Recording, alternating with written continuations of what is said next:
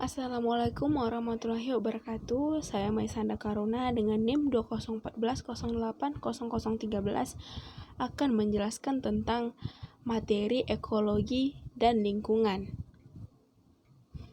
Untuk yang pertama kali, kita akan menjelaskan tentang hubungan aliran energi dengan rantai makanan. Aliran energi merupakan rangkaian urutan pemindahan bentuk energi satu ke bentuk energi lainnya, dimulai dari sinar matahari lalu ke produsen, ke konsumen primer dan konsumen tingkat tinggi sampai ke saproba.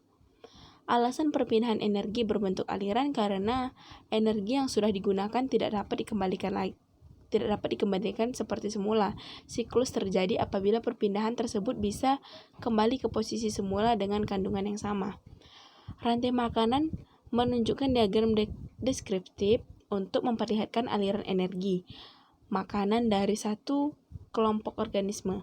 Dalam rantai makanan terjadi peristiwa makan dan dimakan ketika makhluk hidup memanfaatkan atau memakan makhluk hidup lain. Akan terjadi perpindahan energi berupa zat-zat yang dibutuhkan untuk bertahan hidup bagi makhluk hidup tersebut. Contohnya rumput makan rusa, kemudian rusa dimakan serigala. Yang kedua ada hubungan rantai makanan dan aliran energi dengan siklus materi pada alur biokimia.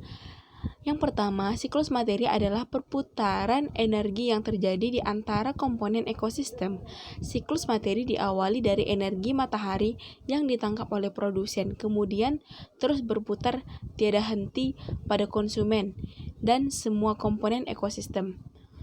Daur biokimia merupakan perpindahan unsur-unsur kimia melalui makhluk hidup dan lingkungan abiotik, tanah dan air.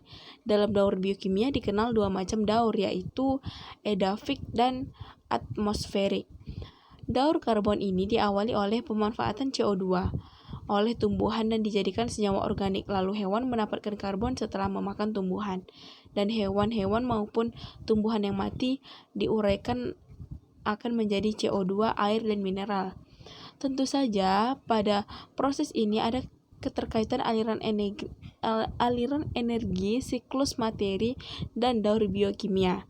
Begitu juga dengan daur nitrogen, daur sulfur, dan daur fosfor.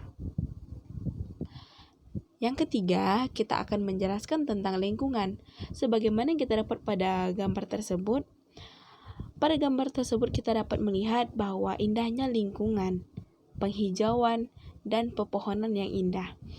Lingkungan adalah sesuatu yang sangat dekat dengan kehidupan berdasarkan interaksi alam dengan masyarakat. Istilah ini bahkan mempunyai cakupan sangat luas seiring perkembangannya. Namun secara sederhana, lingkungan berhubungan erat dengan alam dan penyusunnya. Sedangkan ekologi merupakan studi keterkaitan antara organisme dengan lingkungannya, baik lingkungan abiotik maupun biotik. Alasan dari pentingnya mempelajari ilmu lingkungan adalah studi ilmu lingkungan dapat mencerahkan kita tentang pentingnya perlindungan dan konservasi terhadap tindakan asal-asalan kita dalam melepaskan populasi atau pencemaran ke dalam lingkungan. Keseimbangan ekosistem adalah suatu kondisi di mana interaksi antara komponen-komponen dan di dalam berlangsung secara harmonis dan seimbang. Keseimbangan lingkungan adalah kemampuan lingkungan untuk mengatasi gangguan atau tekanan yang timbul baik dari alam maupun dari aktivitas manusia, serta kemampuan lingkungan untuk menjaga kestabilan kehidupan di dalamnya. Daya dukung lingkungan berdasarkan UU nomor 32 tahun 2009 tentang perlindungan dan pengelolaan lingkungan hidup. Pengertiannya ialah daya dukung hidup adalah kemampuan lingkungan hidup untuk mendukung peri kehidupan manusia, makhluk hidup lain, dan keseimbangan antar keduanya.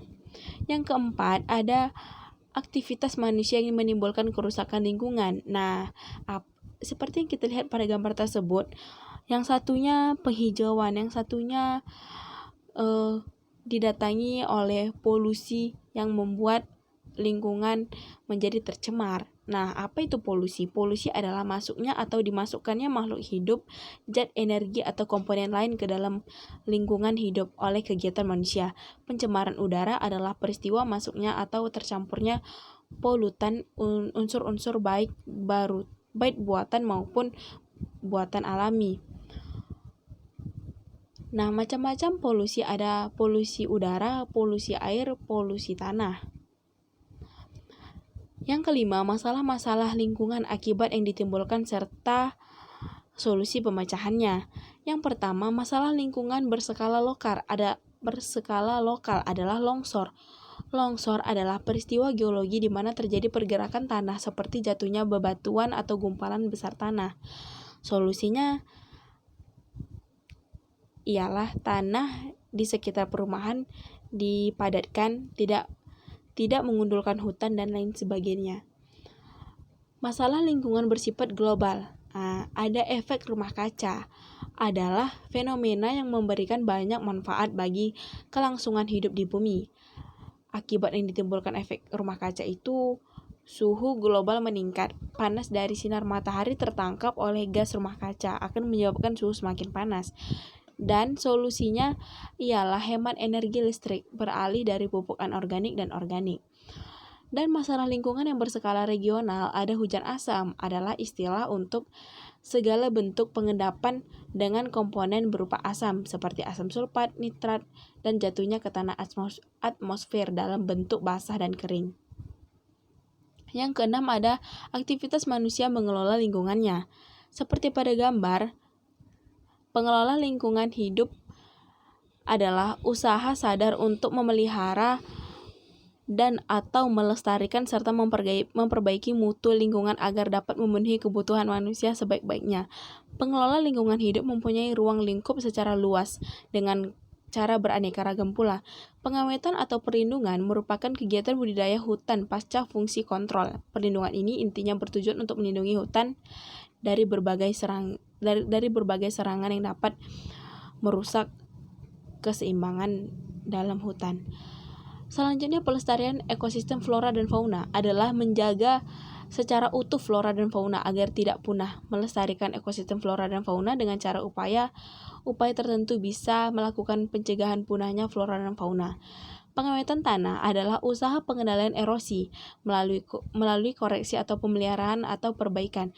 Tanah-tanah yang mengalami kekurangan unsur hara yang mengalami penurunan daya produksinya, dengan maksud agar segalanya dapat dipulihkan kembali atau memperoleh peningkatan. Selanjutnya ada pengelola limbah atau pengelola air limbah domestik, adalah proses penghilangan kontaminan dari air limbah dan limbah rumah tangga, baik efluen maupun domestik. Yang ketujuh, yang terakhir, adalah kajian Islam yang berkaitan dengan ekologi dan lingkungan.